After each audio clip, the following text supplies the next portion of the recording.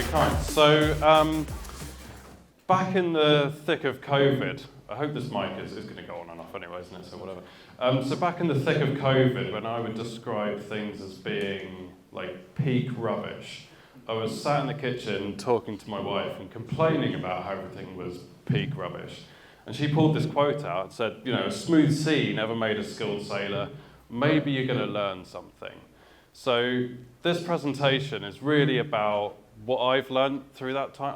Shall I just go without? I'll just go without. So this is really about what I've learned through that time as an agency owner and why I think going through a slightly challenging period actually teaches us a lot. First off though, this is a bit odd because when I go to an event, normally I'm talking about performance marketing or PPC or paid social. And today I'm talking about my business, which feels weirdly personal, so please be nice. Just to give you a sense of who we are, so the business is called Overdrive Digital. I've been running it for 7 years now. We're performance marketing specialists, so basically that means we do PPC, paid social, and that's it. So we're very specialized. We're a team of 11. Our revenue is circa 800K. So I think we're doing okay. We're not the biggest, we're not the smallest, but we're doing okay. And really, this is like the premise of the presentation, really, and that running a business or an agency when everything's going well is dead easy. It's actually quite good fun, until it's not. And then you hit the challenging times, and I think that's actually, as agency leaders, when we get to really test our mettle and when we get to learn the lessons. So given that it has been hard for, I think, a lot of people over the last few years, that to me means there's a huge amount of lessons and learnings in the room from everybody. So that's really the premise of this. So to kind of go back a few years, right? I think our story is probably quite typical as a small agency. Like the first 1 to 3 years were dead easy. It was really simple. New business just fell in our lap. Our network was really good. Yeah, there were challenges, but it kind of just happened. It was looking back, it was pretty cool. And then that happened. So COVID hit. We all got locked down, obviously. As a business, we lost about 40% of our revenue overnight. It came back really quickly though. So in about a month or two, that had come back. Obviously, e-com boomed. We ended up doing okay that year, but it's definitely not a year I'd like to repeat for sure. And then this happened. So compared to a global pandemic, an update to a privacy setting on Facebook ads might not seem like the biggest deal in the world, but when 70% of your agency revenue relies on campaigns being managed on Facebook ads, it is kind of inconvenient. So we had to very quickly adapt to this and ended up doing okay. And then this happened, the Great Resignation, right? So I think probably lots of agencies and businesses had this. As an agency for us, we had not lost anyone for 2 years through COVID. I think we've done a pretty good job of looking after people and doing everything we could to make that time easy. And then things get better, everyone feels more comfortable, people start looking, and we had quite a big churn of staff in a very short amount of time. So after all of that, I was kind of going, man, do you know what, a normal year would be really nice. It's not happened yet, but it would be really nice when it comes through. But to give you a sense of how this has actually impacted the business or how we're doing as a business, I think the best thing I can show you is our revenue trend. So this really summarizes all of that up, I think. Like the first 3-4 years, fine, it was growing nicely, all quite organic, it was just happening. Slowed down a bit, then it dipped a bit, and then it's plateaued. So all of this is about, for me, it's like how do I reverse that trend and get out of that trend and start going up again? But that's the state of play. So why do I think this has made me better at running an agency and what have I learned? By the way, I'm just going to go into full-on honest mode with this presentation. I think as I was kind of starting to think about how to put this together, I was like, what do I say? How do I do it? I was like, do you know what? I just say it as it is. So hopefully that's all right. Right, so lesson 1. Let's get straight into the meaty stuff, right? Staff. I personally think that people are the greatest thing about an agency. It's the most rewarding thing about an agency, but it's also the most stressful and difficult part of running an agency. One of the biggest lessons I've learned is that as a business and a business leader, I rely and really need structure, alignment, and a good kind of unit. And to me, that's come out in the form of a senior team. So we've always had good people. I'd say probably from year 2 or 3, I've had a really good layer of people sitting directly underneath me that manage the day-to-day. But turning that into an actual thing, like a senior team, a thing, has made all the difference. And it's really helped align kind of the most important critical people in the business on the same track. I think that's about giving everyone really clear objectives. So within that senior team, we have myself, head of client services, head of paid media, and our business support manager. And everyone's got their purpose. It's like the one thing that they get out of bed and come into the office for in the morning. And then that is joined up through incentives. Now, we've tried every incentive under the sun. So and this is, I'm talking about senior kind of team in the business. We've tried every incentive you could possibly think of, right? From revenue targets, retention targets, expansion targets, the whole shebang. And the one thing that's worked for us, I think, is profit. So if we're talking about alignment being really critical, what do I need as a business owner? Profit, right? I need to make a profit. So why not align everyone with that incentive? So our senior team now get an individual percentage of profit, and their objectives tie into that, and that has really helped kind of guide everyone in the same direction. The other thing we do as a senior team is we track as many inputs and activities as we can on a weekly basis with a real kind of view on everything matters, right? And the idea here is I can't, as an agency owner, control whether or not there's going to be a global pandemic next year, right? I can't, sadly. But I can control how many people I meet for a coffee. I can control how many events we go to. I can control what our marketing output is. That's all well within my control. So we track that on a weekly basis in a spreadsheet like this, and we sit down first thing Monday morning and we go through it. We track the marketing inputs, marketing outputs, account management inputs, new business outputs. Everything has a number attached to it. There are zeros here, and that's fine, because some things we prioritize for different quarters.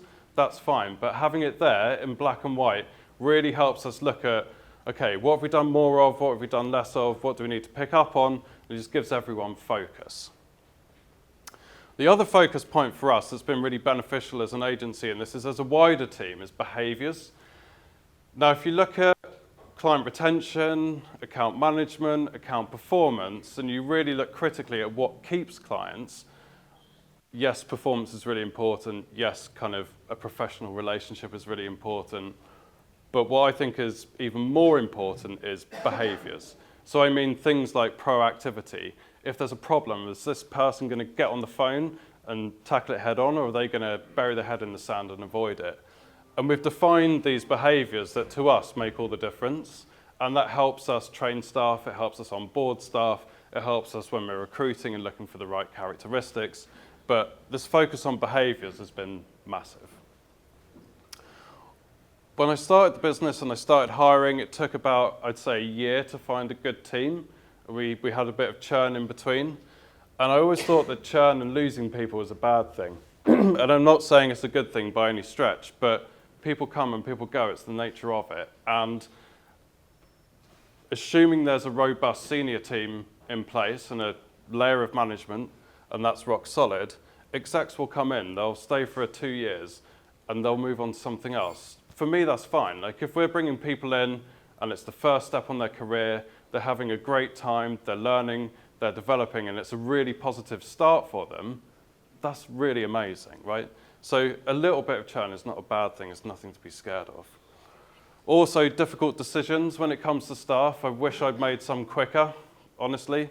You know, if people are going off the boil, if people are struggling, yes, try and fix the issue, but if it starts to cause revenue issues or risk revenue, you have to deal with it really quickly. So not hanging about on this stuff is really, really key. All right, so lesson 2, cash and finances. I know the next presentation is agency finances, but this is kind of, I guess, my take as a small business owner on cash and finances. One of the things that I've done that I found really helpful is move to quarterly budget planning. So yes, we'll have a view of the year in terms of this is how much we think we're going to make, this is how much I believe is going to cost us to get there. That's there, But then in terms of the decision making and the day-to-day management of our finances, we look at everything on a quarterly basis. To me, that's kind of the right length of time. So for each quarter, we have 3 scenarios. We have a best case, a median case or a middle case, and a worst case. And it's all on paper. We know what those numbers are. We know what we need to do if we think we're going in either direction. And it just makes things far less stressful to have those scenarios on paper. And then at the end of the quarter, we take the plan versus the actuals and we reforecast accordingly. But to me, quarterly is a really good frequency for this. That's then backed up by simple monthly reporting. You probably get the sense that I like simple. I think simple's good because you can make decisions on simple and it's easy for everyone to understand. So we have the simple monthly reporting that comes out and it tells us where we are against that quarterly plan, essentially. So where are we to target on revenue and margin? What are the overspends? What are the underspends? What's our cash looking like? That type of thing. It just means we can correct the course if we need to, but the big thing really is about the quarterly. Obviously, cash is king, to quote the cliche, but I think it's just such a big de-stressor. So getting cash in is absolutely vital.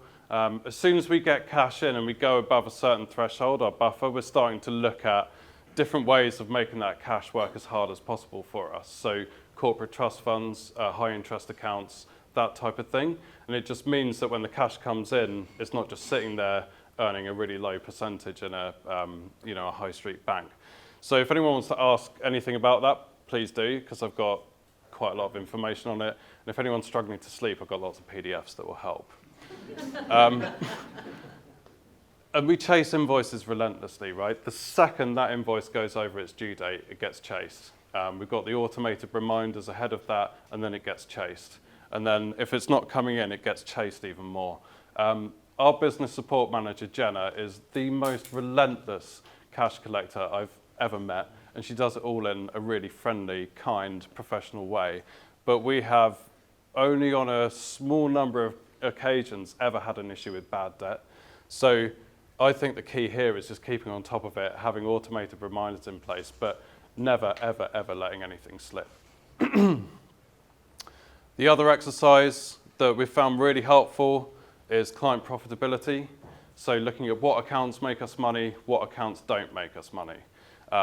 It's a relatively simple exercise in terms of pulling together time tracking data, salary data, share of overheads, but it means we can adjust if we need to adjust, right? So what accounts do we need to resource more on, what do we need to resource less on, and it means we can correct the course at an account level if we need to.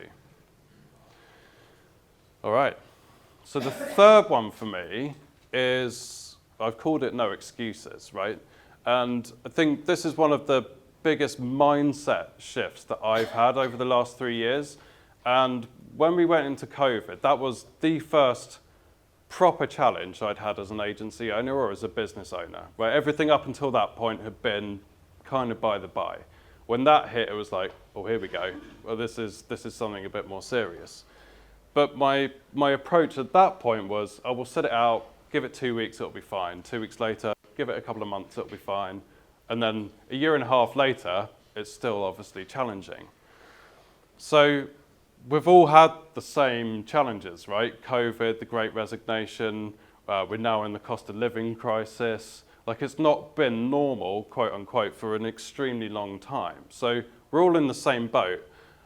I think actually, like, the key here, or my key responsibility and the way my mindset shifted, is that as a business owner, it's my job to learn how to adapt and navigate these challenges. It's not about the challenge itself, it's about how I deal with it, right? And if I look back at some of those 3 key challenges or 3 kind of tough years we faced as an agency, what did I actually learn from hindsight, right? So when it comes to COVID, that was the first time we had to replan, properly replan, right? It was, oh my goodness, this is going to have an impact on the business. It all happened extremely quickly, but I really learned about worst case scenario planning and scenario planning. And everyone knows about these things in theory, but actually having to do it in practice is entirely different, right? So What happens if we lose 50% of revenue? What happens if we lose 60% of revenue? What does the cost base look like? What do we have to do? What are the actions? And again, having those scenarios on paper makes everything so much easier to deal with. So when Apple rolled out the iOS 14 update and Facebook ads changed for good, we knew it was coming, we knew it was there, but we didn't quite know how seismic that change would be on a platform that we had a lot of eggs in, right? So what was the real learning there? And it was, right, we need to really de-risk ourselves by diversifying on platforms and diversifying on service lines and not being so reliant on one or maybe two platforms. Like as an agency, we have to de-risk from that point. Also, before iOS, results for us anyway were really easy to come by on Facebook ads. I think we could walk into pretty much any new business pitch. We had half a dozen really good case studies, the results were really good, and we had a massive amount of confidence that we could get that business based on the results. Overnight, the way that worked on Facebook ads changed, and we're like, well, what are we pitching now? Like, what's our story now, right? So having that point of difference in service lines and kind of really learning from that front was really interesting. And you look at the Great Resignation, and was it the fact that lots of people left at one point in time that hurt us, or was it the fact that we didn't have a robust enough recruitment process? Probably the latter, right? So after that, we reviewed everything. So we reworked our benefits package, we looked at how we attract staff, we looked at how we retain staff, we looked at kind of our recruitment and interview process, what are we looking for, what are we not looking for. Everything got completely rewritten off the back of that, which was, in the end, a really positive change. The other thing for us is it's never just, oh, well, right? So if we lose a client or we lose a piece of new business, it's never just, never mind. It's, right, a new stakeholder's come in and they brought their favorite agency with them. Right, well, how could we have got to know that stakeholder better, quicker? Like, what could we have done? And it's not a blame thing, ever. And I think if you foster the right culture in your business and your team, you can have these conversations really openly and constructively, and there's always something to learn, but you'll never learn that if you just go, yeah, oh well. So for us, it's never just, oh well. Which leads nicely onto planning. So for planning, for me, is all about three things, right? It has to be simple, easy to follow, easy for everyone to understand, and something that's realistic, right? So there's nothing worse than spending lots of time creating the most amazing business plan or plan for your business, and then it just sits in a presentation on the desktop. It just doesn't do anything, right? Hat tip to Ben Potter. There he is. How are you, Ben? So a few years ago, Ben recommended this book, which is the 12-week year. And it's all about planning in reasonable 12-week chunks. So yes, have an ambition for the year. Look forwards, of course. But actually, your day-to-day planning is so much more effective if you look at things in a 12-week chunk. So we're back to that quarterly theme. So that looks like this for us. So every quarter, we have 4 things, right? So we have a revenue target, a margin target that we want to achieve, we have a theme for our marketing, and we have a key initiative that we want to achieve as a business as well. That obviously ties into our annual objectives, but we come out of what I would call a fake board meeting because we don't formally have a board, and everyone knows what these 4 things are. Everyone knows it. It's dead easy, and it's almost impossible to forget and get lost. So this discipline of having this quarterly kind of quote-unquote board meeting for us is massive because it means that we all have to prepare a roundup of what we've done. We all have to prepare the numbers. We all have to prepare our objectives and priorities for the next quarter, and it's the discipline of doing it that I think is more important than actually the meeting itself. So this is the agenda. It's dead simple. So we recap on actions from the previous meeting. We look at the overview. We look at finances, marketing and new business. We look at accounts. We look at the team and the service development, and we look at key actions. Again, really simple and easy. And it's all based on this culture of open conversation, right? Everyone should be able to raise something. Everyone should be able to question something. You can't do this effectively if you don't have a culture of open discussion. Which means we can do things like identify risks early. Like, what clients do we think might have a wobble? Where do we think they're going to go? What's going to happen with these different accounts? What can we do to save them? And identifying risks early rather than people feeling scared to raise concerns means we can jump on stuff quickly and save it. We also have a really clear comms plan for our client, right? So who owns what relationship? Who does what? Who's talking to who? When are you talking to them? How long has it been since you've last checked in on them, right? It's CRM type stuff, but in real kind of practical terms. Obviously, we're looking at new business activity as well, and there's sessions later on pipeline. The premise of this really is, well, what are the activities? Who are we talking to? How often are we talking to them? It's not necessarily about the outcomes, it's about the inputs. So to kind of wrap up, or like the final section for this really is about like the personal stuff, and I think that's possibly as important as the business stuff, right? When you're running a business, everything's entirely on your shoulders, you hit a hard time, you have to deal with it professionally and you have to deal with it personally as well. So this for me was, again, the big mindset shift. It's not just looking for outside reasons that are causing my challenges within my business, right? So it's not, oh, cost of living crisis, we're not going to do very well for a while. Yes, it's a fact, it's hard, but it's not the reason entirely for not doing so well. So not just looking for outside reasons. That then forces me to obsess over improvements. And I think at the moment, it feels like everything's almost knife edge, right? So one bit of bad luck, it all falls apart. One bit of good luck, it all gets better. And when it's like that, I have to completely keep on it. I have to obsess over every improvement I can find. I have to obsess over new business. How are we going to win it? What are we going to do? Who am I talking to? How often am I talking to them? What can I do to win more business? It's this constantly on it thing that I feel like I have to do this well. But to do that, I have to be enjoying it. Like, this is one of the things that I've really learned is I personally don't do very well working when I'm not happy or I'm not enjoying what I'm doing. Like, I have to find the enjoyment in this. I have to find the excitement in that. Then I can do it. If I'm not enjoying it, then I can't do it. So I do have to be kind, right? And it's the balance, I think, emotionally, of feeling like you have to obsess over these details and really be on it 110% of the time. It's the balance of that and having everything on your shoulders versus actually finding some enjoyment in it. And that, for me, is the key.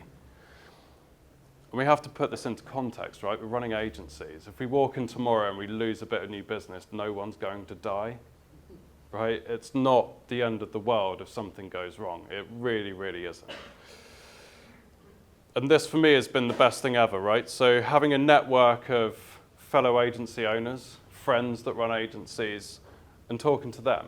And 99% of the time, if we're finding something hard or new business is slow or marketing's not picking up or something's going on, chances are they're having the same issue, right? So this is massive, and this to me is like the benefit of today, right? Have a chat. So what's the outlook? What's the result of all of this? Pipeline. So really slow start to last year. Halfway through the year, we decided to invest in marketing. And the end of the year, the pipeline was good, which means Q1 has been good for us. That momentum is carrying on at the moment, but who knows, right? We are on track to escape this plateau. Like, if we finish the first half of this year as we believe we're going to, and then the second half is okay, we'll escape this plateau. And for me, this is the goal, right? So at the beginning, I showed you this scenario. All I care about this year is getting out of that trend, getting out of that plateau, getting out of the flat line. Don't really mind what that number is. But the main thing for me is we now have control. We've got all these lessons that we would never have learned had we not gone through COVID, the big iOS change, the Great Resignation, the cost of living crisis. We wouldn't have learned this stuff. So as a result of that, we have far more control over the business, which I think is the best thing we could possibly have. Thank you. I hope that was useful.